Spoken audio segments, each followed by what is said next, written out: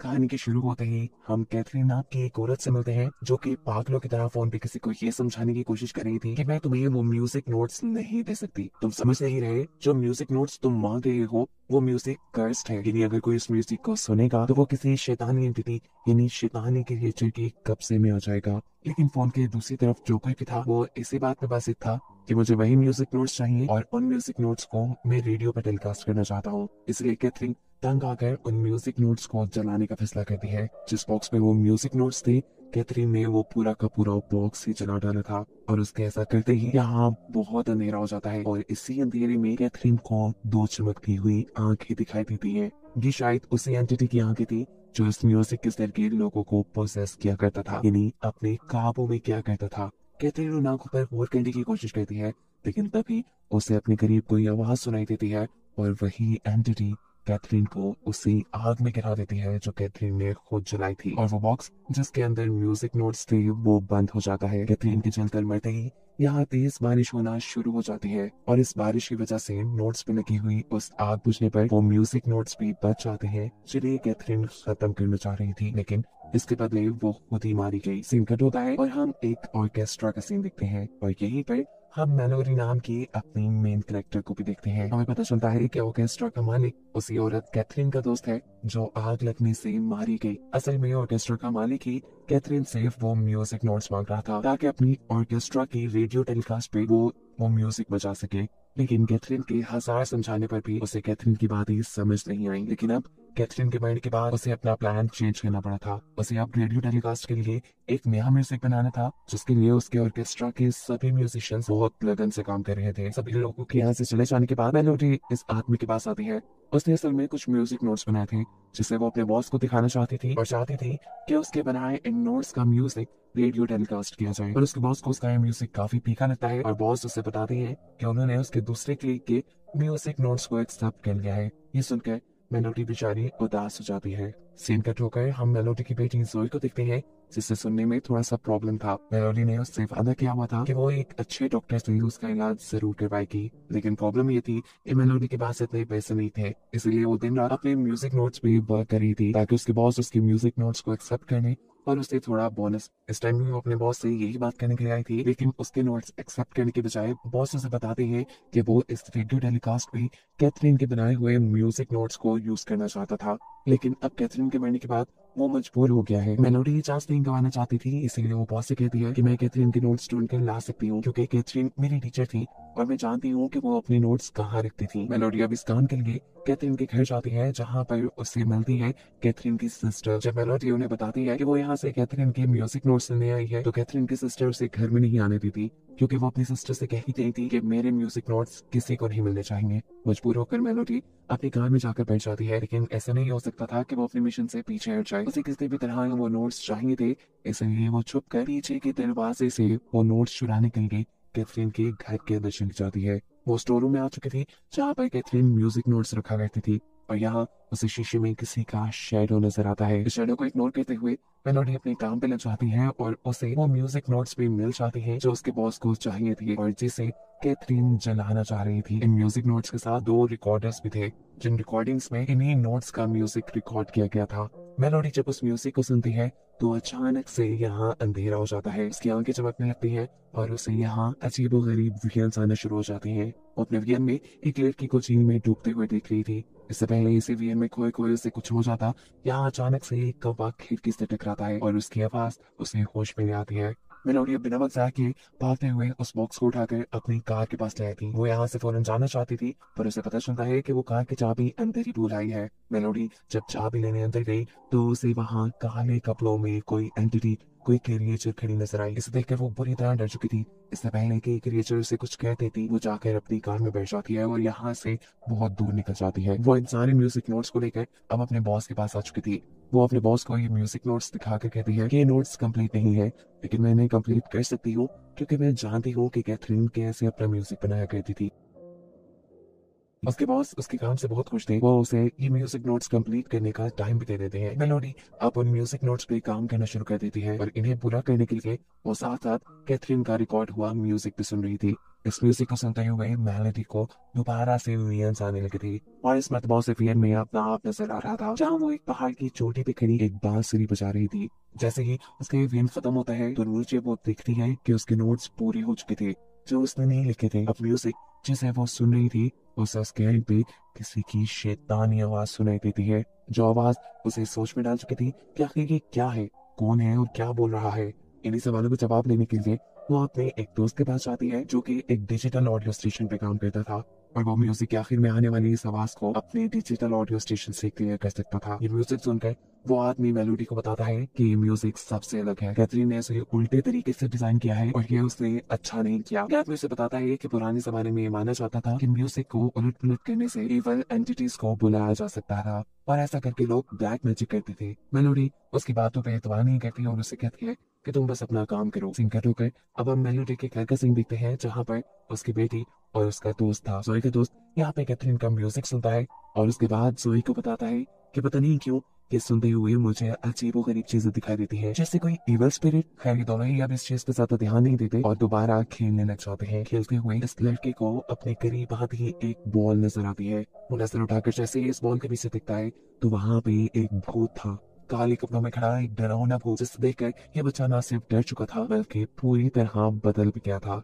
ऐसे जैसे इस भूत ने उसे पोसेस कर लिया हो। इसीलिए अब वो बच्चा पूरा पूरा दिन अपनी विसल से वही म्यूजिक बजाता था जिसे कैथरीन ने बनाया था। रात में इसी बच्चे को अपने बेड के नीचे एक चूहा दिखाई देता है। इस चूहे के पीछे ऐसे ही वो भूत खड़ा था जैसे पहले बॉल के पीछे था। इस भूत को देखते ही ये भूत पूरी तरह इस बच्चे को अपने कंट्रोल में करते हुए अपने साथ कहीं ले जाता है। उसकी मॉम जब उसे चेक करने के लिए कमरे में आती है तो वो नहीं था। तब आकर वो इस चीज की खबर जाकर मेलोडी को देती है क्योंकि वो उसकी दोस्त थी। मेलोडी भी उस बच्चे के गुमने से परेशान हो चुकी थी। इसी परेशानी में ये लोग पुलिस को रिपोर्ट कर देते हैं। पुलिस उस बच्चे को भी ढूंढने में लगी थी लेकिन काफी अर्से तक उस बच्चे का कोई सुराग नहीं लगता। अब तो मेलोडी को भी ये लगने लगा था कि जरूर उसके गायब होने के पीछे उसी म्यूजिक का कोई चक्कर है। इसलिए वो ऑर्केस्ट्रा जाकर अपने बॉस को ये सच्चाई बता देती है और कहती है कि कैथरीन ने ये म्यूजिक बच्चों के लिए बनाया था, लेकिन बच्चों के हिसाब से ये म्यूजिक बहुत डार्क है, हमें इसे टेलीकास्ट नहीं करना चाहिए। लेकिन उसके बॉस उसकी बात कहाँ सुनने वाला था। अब वो अपने बॉस से इस म्यूजिक को कंप्लीट करने के लिए एक दिन का वक्त और मांग लेती है, जो कि उसे भी पता था कि अगर उसने ये ना कंप्लीट किया तो ये काम किसी दूसरे को मिल जाएगा और ऐसे पैसे उसे भी नहीं मिलेंगे। मेलोडी का दूसरा क्ले जिसका म्यूजिक पहले सिलेक्ट कर लिया गया था, अब वो मेलोडी का म्यूजिक सिलेक्ट होते देखकर उससे जेलस था। ऑर्केस्ट्रा में सभी लोग ये म्यूजिक बजाना शुरू कर देते और जिस टाइम मेलोडी का क्ले ये म्यूजिक बजा रहा था तब हम देखते हैं कि उसके नाक से खून निकलने लगा और इस म्यूजिक को सुनते हुए यहाँ मेलोडी को भी एक और मरतबा वियन आना शुरू हो जाते हैं। इस मरतबा वियन में वो सफेद पहाड़ियां दिख रही थी, जिन पहाड़ियों के दरमियान में एक छोटा सा महल था। वो इस वियन से जैसे ही बाहर निकलती है तो उसे पता चलता है कि उसके नाक से खून बह रहा था। मेलोडी जब इस पर सर्च करती है तो उसे पता चलता है जो जगह उसने वियन में देखी थी वो जगह जर्मनी में है और ये बात उसे पता चली थी जोई की बुक से। जोई की बुक में एक पाइपर की कहानी थी जिस पाइपर को किसी गांव के लोगों ने उनके गांव से चूहे पकाने के लिए बुलाया था और इस काम के बदले गांव वाले पाइपर को पैसे देने वाले थे। पाइपर ने अपना काम करने के लिए वहां फ्लूइड बचाया और सभी के सभी चूहों को वहां से भगा दिया। अपना काम खत्म होने के बाद पाइपर को पैसे मिलने चाहिए थे लेकिन यहाँ गांव वाले उसके साथ धोखा कर लेते हैं और उसे कोई पैसा नहीं देते। ऐसे में पाइपर गुस्से से पागल हो गया। उसने फैसला किया कि वो गांव वालों को बर्बाद कर देगा, उनकी सबसे कीमती चीज चुरा लेगा। लेकिन गरीब गांव वाले के पास सबसे कीमती क्या भी हो सकता था उनके बच्चों के अलावा। पाइपर उन्हीं बच्चों को उनसे दूर ले जाने का फैसला कर लेता है। पाइपर अब अपनी फ्लूट से एक म्यूजिक बजाकर उन बच्चों को अपने कंट्रोल में कर लेता है और फिर एक झील के पास ले जाकर वो इन सभी बच्चों को मार चुका था। मेलोडी को इस सारी स्टोरी पे बिल्कुल भी नहीं था। वो अभी भी अपने म्यूजिक नोट्स को कंप्लीट करने में लगी थी पर ये काम करते करते उसकी आंख लग जाती है। जोई जो कि मेलोडी की बेटी है वो अब मेलोडी के घर लाए कैथरीन के म्यूजिक को सुनती है और ये सुनते हुए उसके पीछे भी वही भूत आ चुका था जो भूत हम पहले कई मरतबा देख चुके हैं इस मूवी में। इससे पहले कि भूत जोई पे हमला कर देता, जोई को अपने पीछे किसी के महसूस होने पर वो पीछे मुड़ के देखती है और भूत गायब हो जाता है। अगले दिन जब जोई स्कूल में थी तो एक पैरान जगह पे उसे अपनी बॉल नजर आती है। ये वही बॉल थी जो गायब होने से पहले उसके दोस्त को भी नजर आई थी। इसी बॉल को लेने के लिए जब वो उसके पीछे जाती है तो बॉल अब घूमती हुई एक बस के पास जा चुकी थी। इस बॉल को उठाकर अब जोई उस बस के अंदर चढ़ जाती है और बस में जोई को बैठा दिखाई देता है पाइपर। पाइपर जोई को कंट्रोल करने के लिए फ्लूट बजाता है। उसके फ्लूट के म्यूजिक में इतनी ताकत थी कि बस के सारे शीशे टूट चुके थे। जोई जिसे कुछ सुनाई नहीं देता था, वो भी इस म्यूजिक को सुन पा रही थी। जोई की सारी बात जाकर अपने घर में अपनी मॉम को बताती है और कहती है क्योंकि मैं वो म्यूजिक और से नहीं सुन पाई, इसीलिए शायद मैं पोसेस होने से बच गई, लेकिन मेरे दोस्त ने भी गायब होने से पहले यही म्यूजिक सुना था। उसने मुझे बताया था मॉम। अब तो जोई की बातें मेलोडी को परेशान कर रही थी। मेलोडी जब घर के काम कर रही थी तभी उसे अपनी कबर्ड के पास किसी की आहट महसूस होती है। जैसे ही वो कबर्ड के पास आती है तो वो चीज, वो एंटिटी मेलोडी के ऊपर हमला कर चुकी थी। शोर सुनकर जोई बाहर आती है और देखती है कि अब उसकी मॉम अजीब तरीके से बैठी हुई म्यूजिक बजा रही है। कैमरास अब मेलोडी के फेस पे किए जाते हैं और हम देख रहे हैं कि मेलोडी का पूरा फेस काला पड़ चुका है। उसकी आंखें आग की तरह जल रही है। यानी साफ मतलब था कि उस इवल स्पिरिट ने पूरी तरह उसे अपने कब्जे में कर लिया था। ये भी हो सकता था कि वो इवल स्पिरिट वो पाइपर इस टाइम मेलोडी के जिस्म में हो। इसी हालत में मेलोडी पागलों की तरह अपने म्यूजिक नोट्स कंप्लीट करने में लगी हुई थी और जब उसे रुकने के लिए जोई इसके पास आती है तो वो जोई को भी धक्का देकर फेंक चुकी थी। जोई उसे देखकर डरी तो, लेकिन दूर जाने से ज्यादा बेहतर उसे अपनी मॉम को बचाने लगा, इसलिए वो उसके सामने पड़े सभी म्यूजिक नोट्स को फाड़ चुकी थी। जिसके ऐसा करते ही मेलोडी होश में आ जाती है। सीन्स ऑर्केस्ट्रा में शिफ्ट होते हैं जहाँ पर मेलोडी के बॉस मेलोडी के म्यूजिक न पूरे कर पाने पे बहुत गुस्सा है। तब मेलोडी का क्ली अपने बॉस से कहता है कि म्यूजिक तो मैं भी कंप्लीट कर सकता हूँ, मुझे थोड़ा सा टाइम दे। अभी वो लोग ये बातें ही कर रहे थे कि भागती हुई मेलोडी उनके पास आती है और उनसे कहती है नहीं ऐसा मत करना, ये म्यूजिक कोई आम म्यूजिक नहीं। वो इन दोनों को बताती है कि ये म्यूजिक नोट्स कैथरीन ने नहीं लिखे, ये म्यूजिक नोट्स किसी इवल स्पिरिट के लिखे हुए हैं और इसे कंप्लीट करने पे बहुत बुरा हो सकता है। लेकिन ये दोनों उसकी बात नहीं मान रहे थे। मेलोडी की चिढ़ में मेलोडी का कुलीग अपने बॉस से कहता है कि मैंने इसकी एंडिंग भी कंप्लीट कर ली है और रेडियो टेलीकास्ट पे तो हम यही म्यूजिक बजाएंगे। इस मरतबा दोबारा मेलोडी के मना करने पर गुस्से में मेलोडी के बॉस मेलोडी को ऑर्केस्ट्रा से ही बाहर निकाल देते हैं। मेलोडी यहाँ से निकलने ही वाली थी कि अचानक वो दिखती है कि उसके फ्रेंड, उसके नेबर ने ऑर्केस्ट्रा की ऊंची बिल्डिंग से वहाँ करीब झील में जंप कर दिया है, क्योंकि उसने देखा कि उसका बेटा उस बिल्डिंग से जंप करते हुए झील में गिर रहा है। वो उसे बचाना चाह रही थी पर असल में उसे तो पाइपर ने पोसेस किया हुआ था। वहाँ नीचे कोई झील नहीं थी और वो नीचे ऑर्केस्ट्रा की चेयर्स के पास आके गिरी थी। पाइपर इतनी आसानी से उसे इसलिए पोसेस कर गया था क्योंकि यहाँ पर उसके बनाए म्यूजिक नोट्स बजाए जा रहे थे। मेलोडी इस लड़की के पास जाती है इसकी मदद करने के लिए और यहाँ ऑर्केस्ट्रा में बैठे सभी म्यूजिशियन से भी उनकी मदद करने को कहती है, लेकिन कोई उनकी मदद को नहीं आता क्योंकि सभी पाइपर के बनाए उस म्यूजिक में खोए बैठे थे। मेलोडी अब यहाँ से फौरन अपने उस दोस्त के पास आती है जिसके पास कैथरीन के रिकॉर्ड किए हुए म्यूजिक की रिकॉर्डिंग थी, जिसके आखिरी हिस्से में किसी की आवाज भी सुनाई दे रही थी। मेलोडी के दोस्त ने उस आवाज को क्लियर कर लिया था। इस आवाज में बोली जाने वाली लैंग्वेज इटालियन थी और उस जुमले का मतलब था खून खराबा ही मेरी जिंदगी है, जो सुनकर मेलोडी और भी ज्यादा डर जाती है। वो अपने दोस्त से कहती है कि तुम दोबारा इस म्यूजिक को बिल्कुल नहीं सुनना। ये कहकर वो कैथरीन के घर आ जाती क्योंकि वो ये बात समझ चुकी थी कि पाइपर जो यहाँ सबको नुकसान पहुंचा रहा है, सबको पोसेस कर रहा है, वो पहले कैथरीन के जरिए अपने म्यूजिक नोट्स को पूरा करना चाह रहा था और फिर मेलोडी और उसके ऑर्केस्ट्रा वालों के जरिए। उसे यह भी पता था कि जरूर कैथरीन ने कुछ ऐसे नोट्स भी बनाए होंगे जो इन नोट्स का एंटीडोट हो, यानी वो म्यूजिक नोट जो पाइपर को रोक सके। या जोई जो अपनी पाइपर वाली बुक पढ़ रही थी, उस बुक के मुताबिक गांव वालों ने पाइपर को तो मार दिया था, लेकिन पाइपर ने बोला था कि जब तक उसका म्यूजिक जिंदा है तब तक वो बच्चों को पोसेस करता रहेगा। ये पढ़ते हुए ही पाइपर यहाँ पर भी आकर जोई को भी पोसेस करके अपने साथ ले जाता है। यहाँ हम देखते हैं कि मेलोडी का दोस्त मेलोडी के मना करने के बावजूद भी दोबारा उस म्यूजिक को सुनकर उसके दूसरे पार्ट को भी ट्रांसलेट करने में कामयाब हो गया था, जिसका मतलब था जो भी मेरे जाल से बच निकलेगा उससे मैं दोबारा अपना बदला लेने आऊंगा। या मेलोडी जो कैथरीन के घर पाइपर को रोकने वाले म्यूजिक नोट्स ढूंढने के लिए आई थी, उसे यहाँ पर कैथरीन की बहन मिलती है जो उसे कहती है तुम्हें क्या लगता है कि तुम वो काम कर लोगी जो कैथरीन पिछले 50 साल से नहीं कर पाई? मेरी मानो तो दूर रहो इस सारे कामों से, वरना तुम्हारा भी वही हाल होगा जो कैथरीन का हुआ। मेलोडी उसकी बातों पर ध्यान नहीं देती और यहाँ म्यूजिक नोट्स ढूंढने में लग जाती है और उसे वॉल पेपर के पीछे बहुत से म्यूजिक नोट्स मिल भी जाते हैं। ये नोट्स देखकर मेलोडी की उम्मीद जागी थी,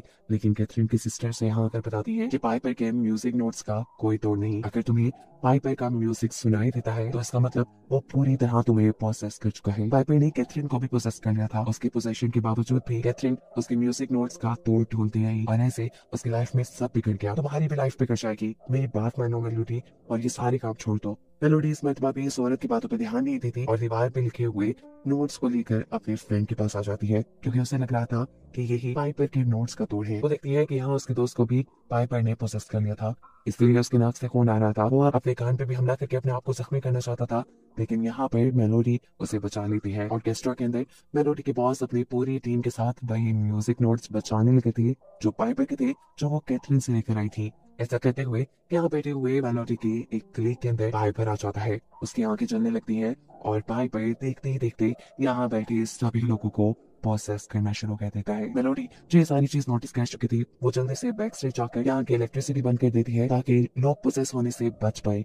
लेकिन अब बहुत देर हो चुकी थी, क्योंकि पाइपर इस टाइम जिसकी बॉडी में आया हुआ था वो उसकी बॉडी को फाड़ कर उसके अंदर से बाहर निकल आता है और यहाँ मौजूद एक एक करके सभी लोगों को मार देता है। लोगों को मारने के बाद वो यहाँ पर फ्लूट उठाकर वही म्यूजिक नोट्स बजाने लगता है जिससे वो बच्चों को अपने कंट्रोल में किया करता था। उसके म्यूजिक बजाते ही यहाँ एक जादुई दरवाजा खुलता है और देखते ही देखते सारे बच्चे इसके अंदर जाने लगते हैं। वो पाइपर की दुनिया थी जहाँ वो बच्चों को अपने कंट्रोल में करके रखता था, उन्हें अपना गुलाम बना लेता था। मेलोडी भी मौका पाते ही पाइपर की दुनिया में चली जाती है और उसे यहाँ पे अपनी बेटी और उसका दोस्त भी मिल जाते हैं। मेलोडी देखती है कि उसकी बेटी पाइपर के इशारों पे काम कर रही थी। ये देख उसे बहुत बुरा लगता है। वो जल्दी से जाकर अपनी बेटी को हक कर लेती है और उसके कान से उसकी हेयरिंग डिवाइस निकाल देती है ताकि अब वो पाइपर का म्यूजिक ना सुन पाए और उसकी पोसेशन से बाहर निकल आए। जिसके बाद मेलोडी भागते हुए अपनी बेटी को उसी दरवाजे से बाहर ले आई थी जिस दरवाजे से वो इसके अंदर गए थे। जोई को यहाँ से भागता हुआ पाइपर देख लेता है। वो भी उसे पकड़ने के लिए बाहर आता है, लेकिन जोई उसे बचने के लिए कहीं छुप जाती है। इससे पहले कि अब पाइपर जोई को पकड़ लेता, मौका पाते ही मेलोडी यहाँ पे एक फ्लूट उठाकर एक नया म्यूजिक बजाना शुरू कर देती है, पाइपर के ही म्यूजिक नोट्स को उल्टा पुल्टा कर। ऐसा करने से पाइपर को बहुत ज्यादा दर्द हो रहा था। वो तड़पना शुरू कर देता है और उसकी इसी तड़प में उसके मुंह से बहुत सारे चूहे बाहर निकलते हैं, जो बाहर निकलकर उसे खाना शुरू कर चुके थे। आहिस्ता आहिस्ता चूहों ने खा खा कर पाइपर को मार दिया था और सारे ही बच्चे पाइपर की कैद से आजाद हो गए थे। पाइपर के कंट्रोल से बाहर आते ही वो बच्चे पाइपर के ही बनाए जादुई दरवाजे से अपनी दुनिया में वापस भी आ जाते हैं। इन्हीं बच्चों में जोई का दोस्त भी बाहर आ चुका था और पाइपर का वो दरवाजा हमेशा हमेशा के लिए बंद हो चुका था। यानी अब फाइनली पाइपर का चैप्टर बंद हो चुका है। ऐसा हम सभी को लग तो रहा है, लेकिन कहानी में अभी एक ट्विस्ट है। कहानी के आखिरी सीन में हमें जोई को दिखाया जा रहा है जो बहुत ही अच्छी फ्लूट बजाने लगी है। वो इस टाइम एक पुराना म्यूजिक अपनी टीचर को सुना रही थी। टीचर भी उसके म्यूजिक से बहुत इम्प्रेस थी और इसी म्यूजिक को बजाते हुए जोई की आंखें आग की तरह चमक रही थी, बिल्कुल ऐसे ही जैसे पाइपर की आंखें चमकती थी। साफ मतलब था कि पाइपर अभी पूरी तरह खत्म नहीं हुआ था, वो पूरी तरह जोई के अंदर था या उसने जोई को पोसेस किया हुआ था। ऐसी मिस्ट्री के साथ ये कहानी यही खत्म हो जाती है।